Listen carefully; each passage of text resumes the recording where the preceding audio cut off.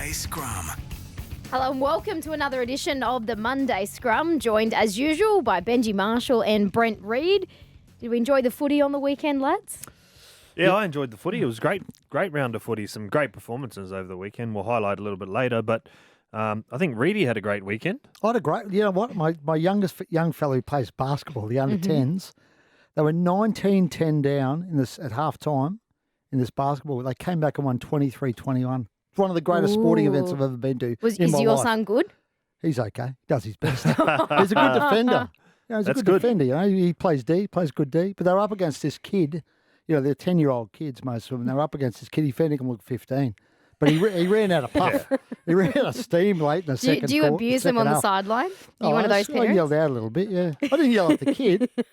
Wasn't like you giving it to me. That's my biggest hate is parents who yell at kids at footy games. I was encouraging though, Ben. No. I'm all good. Encouragement's good, Yeah. but like my biggest thing that I hate is going and watch kids play footy and the parents fighting or being loud and yelling. Like, let the kids play, man. You know, just let them play. What are you going to be like, do you think? No, I'm pretty good. You know, I've been there and done that. So the last thing your kid wants is parents coming down on them, you know, Yeah. so just let them play. I distinctly remember just for years and years going to watch Chris play every Saturday, and the parents, I mean, they certainly were the games that I was going to swearing. Oh, I'm yeah. like in primary school listening to them just abuse the referees. That's one of my pet hates in life is people who swear in front of kids. Really? I despise it. I hate it. No, it's a good call. Unless Because it's me, I've of done it a course. couple of times. And my son does it at school. They pick things up so easily. Oh, No yeah. swearing in front of kids, everyone. No. Exactly. All right, I'm sure there would have been maybe some swearing in the Dogs box yesterday from Trent Barrett. 44-0 against the Storm. The Dogs showed promise the first couple of rounds, but then I guess it's back to what we've experienced over the last couple of years. Benji, what did you see? What was wrong with their attack? They had most of the ball in that first 15, 20 minutes, but really couldn't do much with it. Well, this is the craziest game. The stats don't match the scoreline.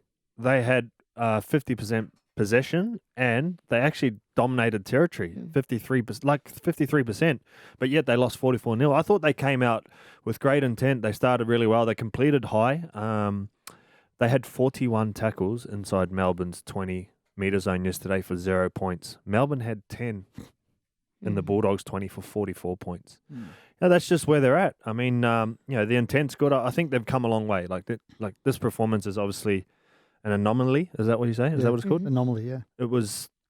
I thought they played okay, you know, but they did struggle to score points. What do you think they've got to do at halfback, Benj? I mean, Kyle Flanagan cannot get a look into that club at the moment. And I think their reserve grade team, I think Kyle's flying. He's scoring points for fun in reserve grade. Now, I know it's a difference, right? It's a step up, but, you know, he's used, obviously, Avarillo at halfback. He's used Wakeham at halfback. Do you give Kyle Flanagan a chance? What do you think? Well, I would. Personally, I think he's their only genuine number 7. Although I thought Brandon Wakeham last week against Manly was really good with his start. I thought he offered a bit of footy, a bit more creativity to them. And on the weekend, when you play against the good teams like Melbourne Storm, like they created opportunities down the left edge. Josh Adokar should have probably scored in the corner, but if it wasn't for Pappenhausen's effort to cover in the line, and there was probably 2 other opportunities where they probably score against most teams, and they couldn't. So, you know, I feel like we've been a little bit harsh on the Dogs. Melbourne were just in one of those moods too, you know, where they would have been anyone on that day. Am I wrong to have expected more from Matt Burton this early in the year? I mean, Look, I have opinions on that. You know, personally, and this is just me, like I would play him at fullback. I know. Matt Burton. Yeah, I just think he's turned. Mick Ennis made some comments in the week that really resonated with me about turning him. He's turned into like a last play kicker. You know, and all of the things he did last year, winning Dally M Centre of the Year, he was one of the most dangerous runners in the game. You know, and if I'm the Bulldogs, and I reckon they probably know this, is their next target should be a number 7 who's a game manager. You know, even someone like go and find a Mitchell Pearce, come back for a couple of years. Someone like that. Is Burton only not able to do that because he doesn't have that game manager there? Absolutely. So he's the best kicker in the team. So, you know, you sort of fall on your sword a little bit because he has to do both things, you know. And even Josh Adokar, like look at his stats last year on the end of a Melbourne Storm backline, scoring tries, and then the ball doesn't get to Adokar, you know. And they need to probably, for me, find someone who can dominate the 7 row. I mean, Wakeham probably deserves a bit more of a chance, but in the long run, they need, could be Flanagan, but looks like they've put a line through his name, really, to be honest. I mean, the name that gets thrown about is obviously Luke Brooks, and we've spoken about him before in this show. Is there any truth to that? Well, I don't, look, I'm sure in their wildest fantasies that would be an option, but I'm not sure they've got the money for Luke Brooks. I mean, they've signed Kickow and Marnie for next year. All the whispers out there are that they're going to have to move players to fit those guys in. Yeah. And then you think about Luke Brooks, who's on over $1 million a year next year. At the moment, it's not feasible anyway. So even if the Tigers they have to chip in a heap. Chunk of and it. Would they want to do that? I mean, they've given no indication they actually want him to leave. So why would they then go and pay a large amount of his salary for him to play elsewhere next year? They've been caught doing that before too, and I don't think they want to come back down that path where it comes back to bite them again, where they're paying for players to play at other clubs, because we've been there before. We've done that, So I know it's tough times there. I didn't really want to have to talk about the Tigers today, but it is tough. We can move back off and bench. Yeah, we'll go back to the Bulldogs. But Gus did say, I think Gus was on. Phil Gould was on social media saying the Brooks thing's not happening. So, okay. You can only take him on face value, I guess. But they've been pretty good, the Dogs, the first 3 weeks. And mate, they started well too. Their effort's good, but Melbourne had just got class, right? So you talk about they only had 10 tackles in the opposition, 20, but they can just hurt you from far out, can't they? And that's what they did. Yeah, look, I honestly believe the Bulldogs need a bit more of an opportunity to find their combinations or find what works for them a bit, because, it is Wakeham's second game. He come off with HIA last week, and it hurt him a little bit. And I think if he gets a bit more time, and Melbourne are probably up there with the best defensive team in the competition, and they were on that day. Well, another convincing win yesterday for the Eels, 48-14 over the Dragons. Hook made a couple of changes. No, Amon, Sloan dropped as well. Was it a poor performance from the Dragons, or were the Eels just too clinical? I was sidelined for this one. Look, the Eels were red hot second half. I mean, the Dragons did really well to go in at halftime and 4 points down. Yeah. They were right in that game, but they just got blown away second half. Parramatta scored some outstanding tries. And those changes you mentioned, I mean, Moses and Bai playing fullback, had a sort of a mixed day, didn't he? Jack Bird, bit of a mixed day at 6. I think Hook suggested he'd persist with it. I was a bit. I thought it was a bit tough on Sloan and Amone. I think Sloan, he's a young kid and he's going to have. It's going to be a bit of a roller coaster for him. Like kids go through those phases where they come in and they play probably 5 or 6 good games and they go through a little bit of a lull.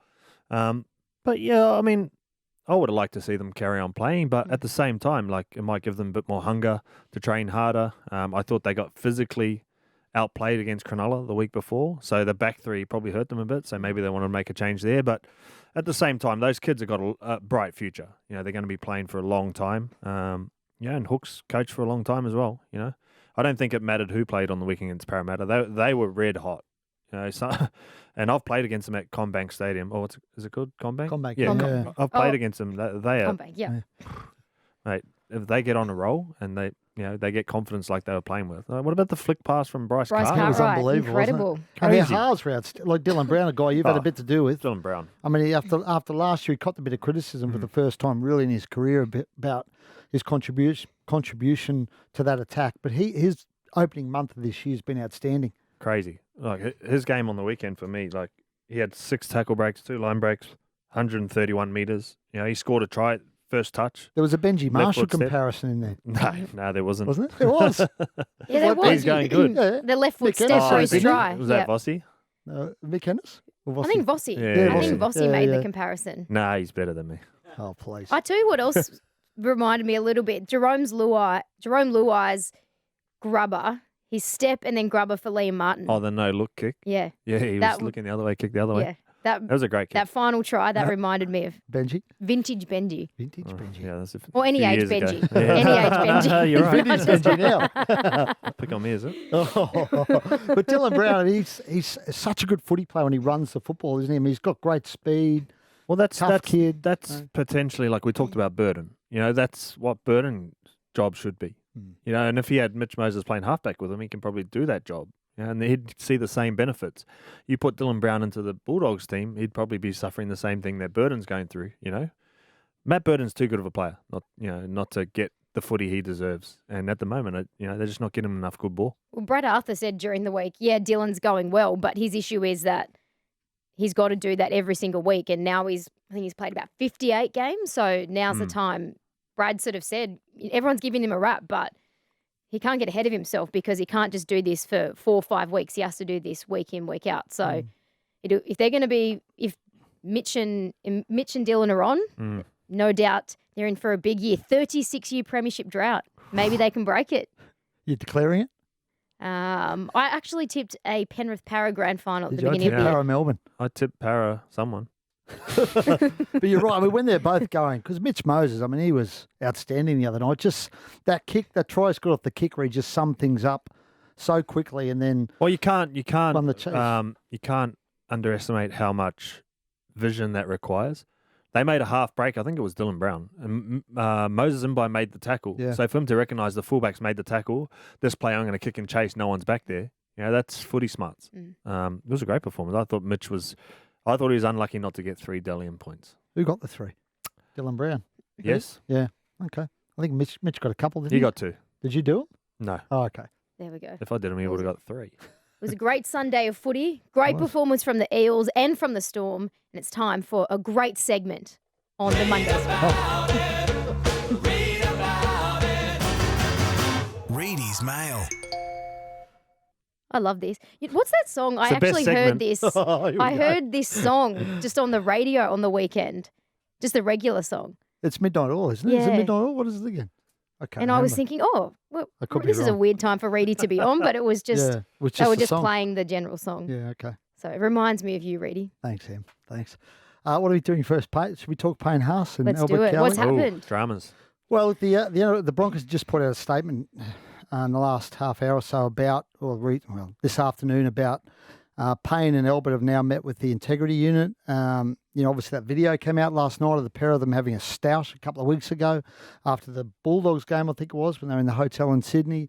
They say that both players have cooperated fully with both the club and the integrity unit.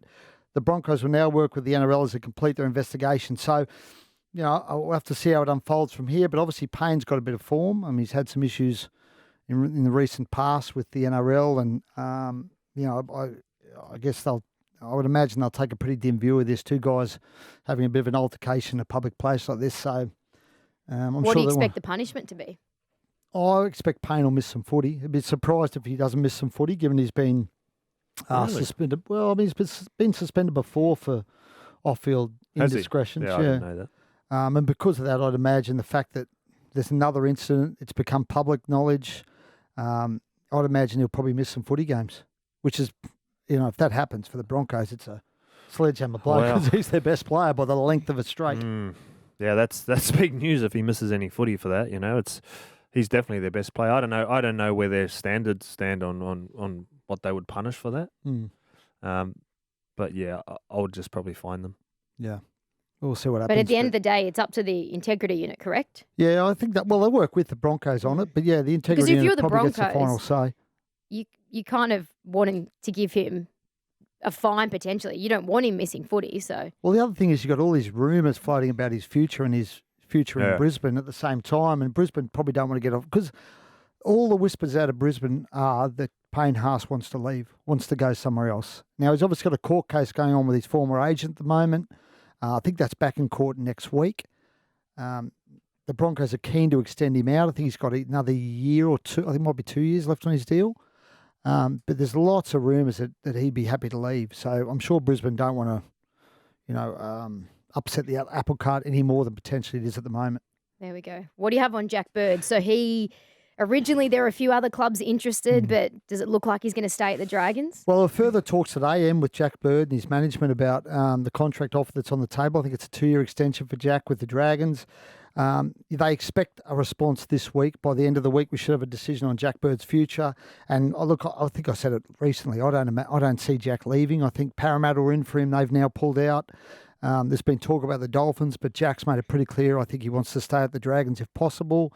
So I'd imagine by the end of the week we'd have a pretty positive announcement from the Dragons on Jack Bird's future. Well, it was interesting because he played 5'8" on the weekend. I don't know if that's where he wants to play, but when I spent time with him at the Dragons when he was a kid coming through, he wanted to play fullback with 5'8". So maybe that's an option for him, or maybe that's part of the What did deal. you think of that? How did you think that went, Well, Benj? I think the more times he gets the ball, the better for the Dragons. If whether that's 5'8" or back row, I'm not sure. So do you think that deal is, 500? Is that what you said? I think it was around 550, wasn't it, a year for 2 years? I think it's pretty imminent, Em. I think, as I said, he's made it pretty clear he doesn't want to leave and they want to keep him. But I think they want an answer this week. They want a decision by Friday. And if it doesn't come by Friday, they may move on. Well, The Dragons will. Yes. Right. Potentially. Well, it looks like that's his only option at this stage. Well, it looks like it, yeah, but you never There know. you go. It's a Watch funny your game. space. Funny game, rugby Funny league. game. What about Herbie Farnworth? Yeah, look, I mean, the Dolphins, Herbie, I think wanted to get through the first month or so, and that's up now, right? So Herbie's basically had a bit of a disrupted pre-season. He had a few health issues, I think, leading into the season starting. The Broncos were keen to get a deal done. Herbie said, look, I just want to wait a month or so, play some footy. And in that time, the clubs in for Herbie have expanded, the amount of clubs. The Dolphins are right in there for him, and they've offered him the opportunity to play. I'm just trying to think. He plays left centre. I think his preference is to play right centre, which is where Katoni plays. Is that right? I think that's right, isn't it? And I think the Dolphins have said to him, you come to us, you can play right centre. Whether that's enough to get him away from the Broncos, I'm not sure. But now that 4 rounds are up, I'd expect some movement on Herbie Farnworth in the next couple of weeks. He's a good player, isn't he? He's Great dangerous. footwork. Yeah, man. I think he brings a lot to the Broncos, when he plays his best. So he'd be a massive signing for someone if they got him away from the Bronx. Well, the Bronx want to keep him. We've got to make that clear. And, I think they're optimistic they will be able to keep him. But now, as I said, the 4 rounds are up. He's got some footy under his belt. He's shown what he can do. And I think he's played pretty good for the Broncos this year. Solid. Then we should get some headway made on his future as well. A decision soon. There we Hopefully. go. Well done, Reedy. What a segment. Phenomenal segment, as always. Oh, Loved you it. guys. No, loved it. You always got the best mail in the business, Reedy. Yeah. Let's talk about Todd Payten. He wasn't happy over the weekend with some of the decisions. Let's take a listen to what he had to say after the There were match. some calls tonight, 50-50 calls that went against us. And, Titans head coach a couple of weeks ago made a comment, and I agree with him. Teams that have been up the pointy end of the competition for a while now or have high-profile players get the benefit of the doubt too often, and that's frustrating. And that's my opinion over watching footy for a long time. Strong comments there from Toddy Payten. Do we agree?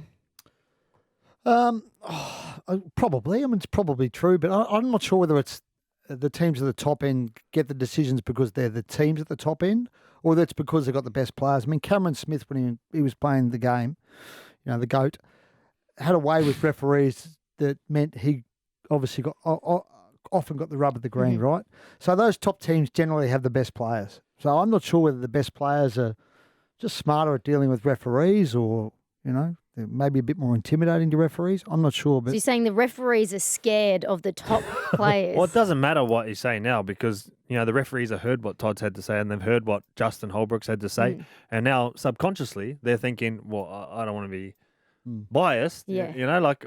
I better make sure they get some 50-50 calls. I think he's done So his it's not job. a bad thing. He's looking after his Yeah. team, And Yeah. a lot of the coaches do that. When they want people to think about their opinions, they say it publicly. do you I didn't see a lot of this game. Again. This That's one? fine. You're a busy man, Reedy. That's fine. I went out Saturday night.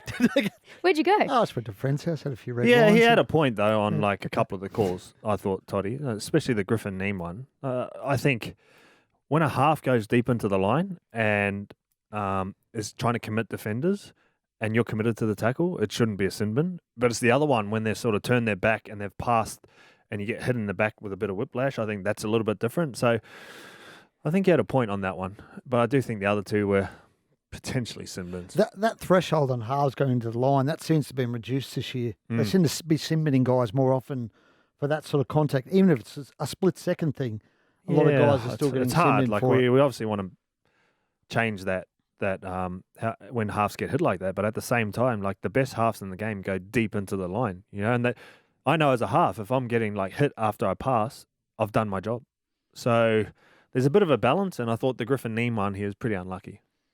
Oh, well, we'll see what happens over the coming weeks. He said something now. Justin Holbrook said something. So, Mind you, it probably didn't help. They got touched up, didn't they? I mean, they're out of their depth a bit on Saturday night. boy, so you're saying there's no point having a whinge if you get pumped.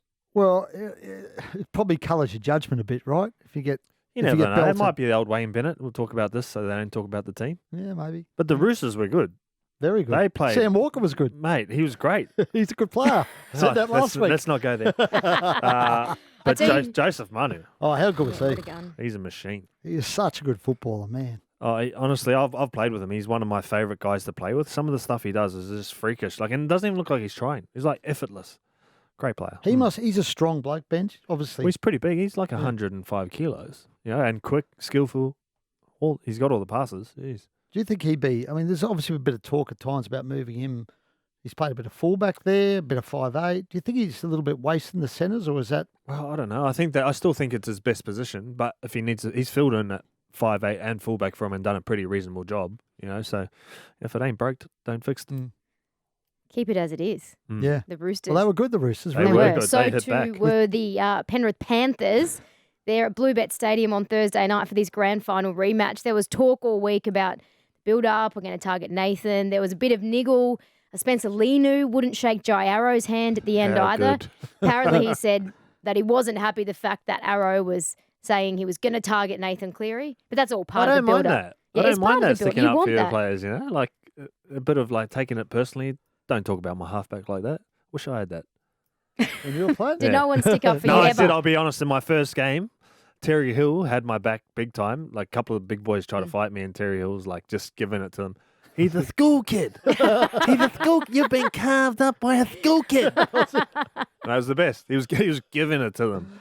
I feel He had my back. I feel a bit sorry for Jai Arrow because I was at the press conference during the week when we sort of Yeah. So you Egged him baited, on you about that. baited egged him. him on You about probably Nathan asked him Cleary. 5 times Yeah. until you finally got the answer you No, wanted. he volunteered in the first attempt because Jai doesn't He mind. wouldn't- doesn't he mind wouldn't have stirring the cared. pot, He wouldn't have Jai. cared. No, he He doesn't loves it. care. But he goes out and backs it up, I think Spencer Lenu afterwards said He apologised. He apologised and he said he was said, embarrassed. only for not shaking his hand. Yeah. Not for the other part about don't say that about my half. No, just Yeah. for not Yeah. shaking his hand. But Which is then- all good. It just adds to the Yeah. game, Didn't really get it, Nathan, either, Well, did they sort of tried to, Yeah. but he just passed every test thrown at him. They were good, the Panthers. They look like the well-oiled machine that we saw off the back of last year, and back-to-back's hard, but they're 4 from 4. Well, Great Nathan was start. giving it to Tane Milne, Oh, I think, yeah. at one point. I Oh, liked yeah. that as well. Yeah, he pointed at him, didn't Yeah. he? Yeah. That's the thing with sledging. Like, when you're losing, you shouldn't sledge. Were you a sledger, Bench? Nah. Never? Never. Just Did you oh, ever sledge? Oh, maybe once, but never. Like, I would hardly say anything unless someone really got to me, but... Did you ever get really hammered by someone, sledged by someone one day? remember? Oh, there was heaps of times. Yeah, most games they would come at me, but just try and sledge on the scoreboard. What was That's the the best ultimate sledge Oh, anyone ever look, gave I you? can't say it. on Radio, Inappropriate. very inappropriate. Who was the biggest sledger? Will out there? Chambers, Yeah. Oh, yeah. Will Chambers, he was yeah, like, loved it. but Terry Hill was pretty good too. Yeah. Like from the guys I played with, Can you imagine- old school. Will Chambers is now playing rugby union in America, isn't he? Can you imagine Will Oh, yeah. Chambers? He'd Oh. just be giving it to blokes in rugby in America. He was relentless, and he was the guy who was sledging when they're losing too. Yeah. That's hard to do, man. I'll be too embarrassed to sledge. We're losing. Just shush. They're outstanding, though, Penrith. I mean, you're right. They just look at the moment like Yeah. they're untouchable almost. You know what it is? Like everyone probably thought, oh, no burden. They've lost Brent Hayden, they've lost Capewell, and then what's it, young Isaac Tago. Tago. Yeah, He was, well- how good was Taylor Taylor May as well? May, That's I all called him he's. and said, how do you pronounce your name? Because I got a bit of stick for pronunciation. Oh. Tango. Oh. Anyway, that's just for me. But he was Oh, good. so we can't say We that. can't No, say you that. can't. We're going to keep getting it wrong. And Taylor May.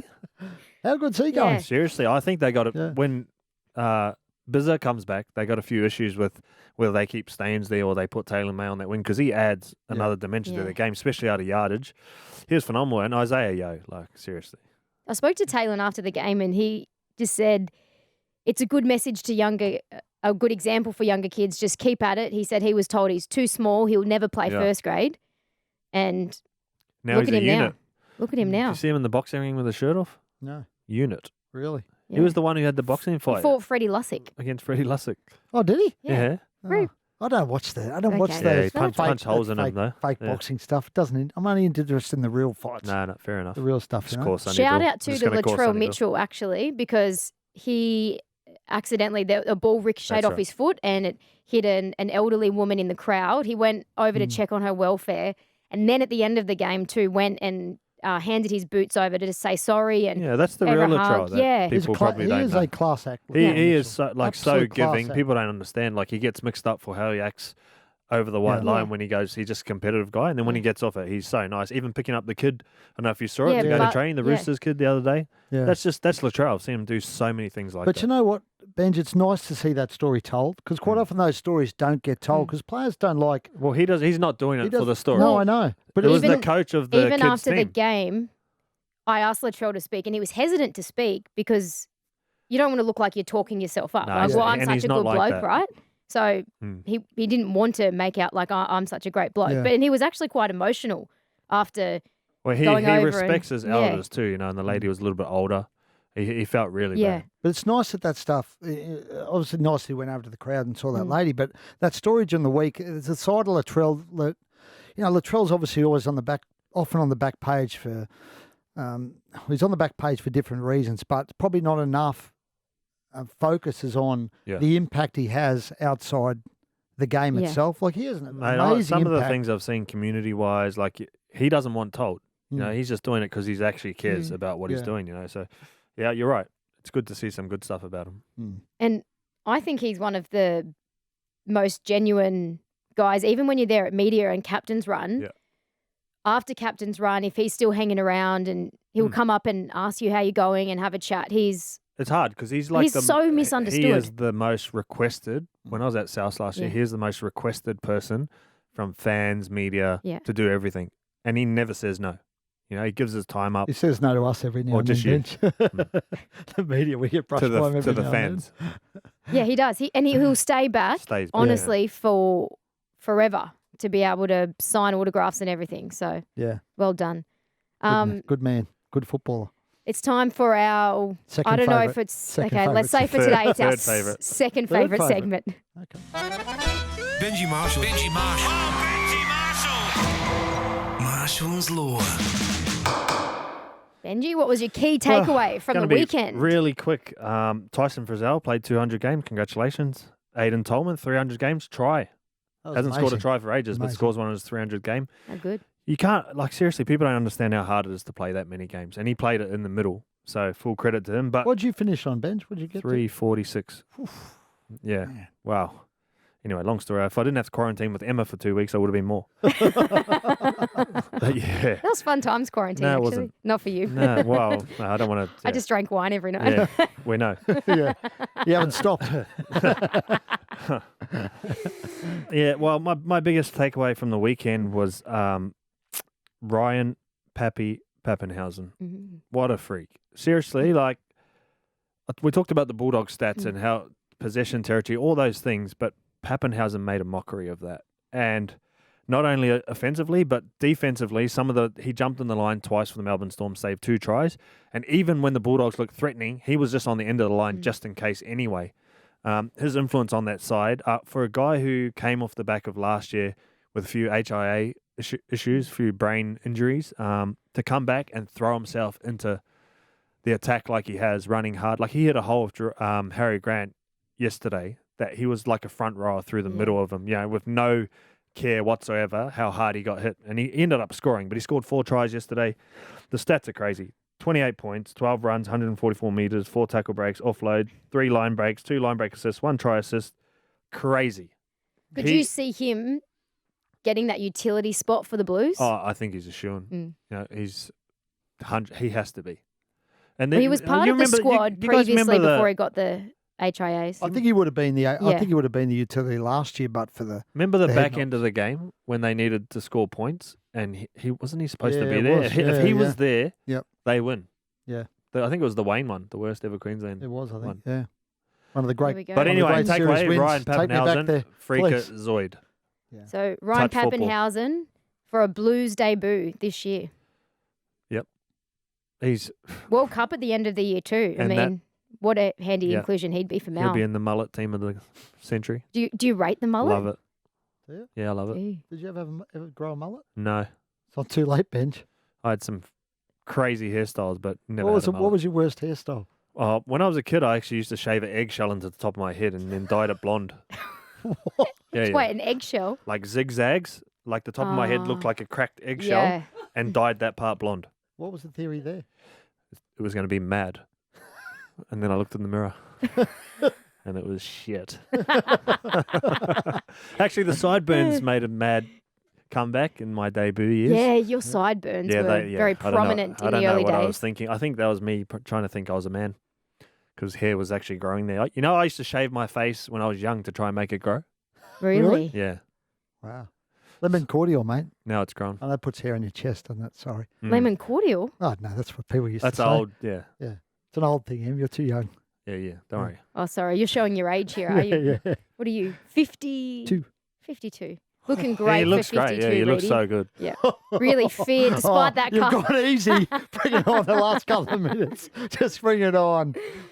Before we go, just a shout out to the NRLW teams. It's been a phenomenal competition this year, and we've got a Dragons Roosters grand final next week. So for the first time, we're not going to have the Broncos as I think premiers. I tipped Broncos Titans last week, didn't I, when we tipped on it? Did we tip on it last Probably. week? Yep, you did. Yeah, good tips, yeah. Crazy That scenes, was, though. The Roosters winning against the Broncos was crazy. It was the Broncos epic. They got were out down 16-0. 16-0. And the Roosters had to play a sin bin as well. That's right. They came back. I mean, there was a controversial try towards the end, but yeah, it was great work from the Hey, Roosters. on a serious note, though, I've been really entertained watching the Yeah. NRLW this It's been year. incredible. It's been so good. Like the coverage on Fox Sports has been better than 9. But Oh, right, okay. sorry, Oh, yeah, good. that's right, that's you. Yeah, jokes. Relax. Have you called the games? No, I haven't. No. No. Yeah. He'll come out for the grand final. Will Big you? game. Will you No, do no. the grand final? No, I'm not. No. Oh, okay. No. They should. But I'm should get looking you forward on. to it. No, we're going to have one of the girls on the show tonight. Actually, Kezzy Apps Kezzy is coming Apps, on. yep. Talk about the grand final. Dragons captain. Wrap it up. Let's go. Get there, girls. And to finish it off, let's make them full time. Yep. Well, next year, when we go from 6 teams now, we're going to have 8 teams next year, and 2 from each squad are going to be full time. Oh, really? So it's a start. And there's No, a that's salary not- cap, a higher salary cap Seriously, coming man, too. like- Yeah, isn't it? and they're still sorting that Some out. of the I reckon we need to share more of the stories of some of the ladies who have to work all these jobs and then come in, and then find nannies for their children. Like, Yeah. let's just make it full time, and then we'll see the level go up as well. Yeah. So, Right. some of the stories Yeah, the stories are are crazy. incredible. And, you've got people like Yasmin Meeks, one of the Roosters players. She lives in Scone. That's right. So that's 4 hours away. She drives 4 hours to Roosters training and back because she's a school teacher in Scone. So she has to go back there. So she'll teach. She'll do a couple of periods at schools and she leaves at midday. Gosh. And she has to take, half leave without pay. And then she drives down 3 times a week to Roosters training and drives back, gets home at 11 o'clock midnight. Can I get a bit controversial just to finish? Yeah, Just, okay. do you think they should play the game in Sydney?